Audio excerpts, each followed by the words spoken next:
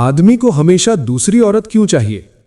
एक बार एक आदमी एक हकीम के पास आया और बोला, हकीम साहब, मेरी बीवी बहुत अच्छी है, फिर भी मुझे दूसरी औरतों की तरफ खिंचाव महसूस होता है।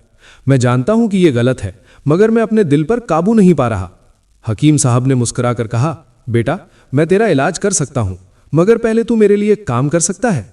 आदमी बोला, जी हकीम साहब, बताइए।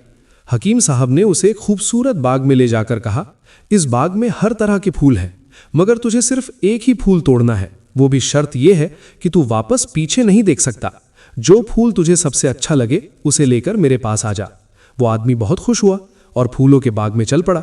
चलते चलते उसे एक लाल गुलाब दिखा, पर उसने सोचा शायद आगे इससे भी अच्छा फूल हो। फिर उसे एक चमकता हुआ पीला फूल दिखा, मगर फिर वही सोच, आगे और बेहतर मिलेगा।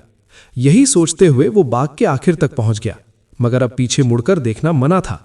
अब उसके पास कोई भी फूल नहीं था।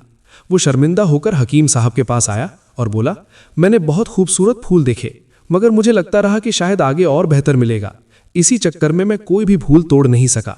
हकीम साहब हंसकर बोले, बिल्कुल, यही तेरी शादीशुदा जिंदगी की हकीकत है।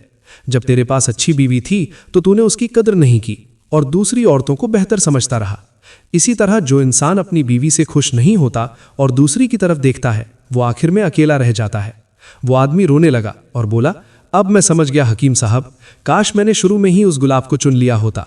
अल्लाह ताला हमें अपनी बीवी और अपनी नियामतों की कद्र करने की तौफीक दे। आमीन।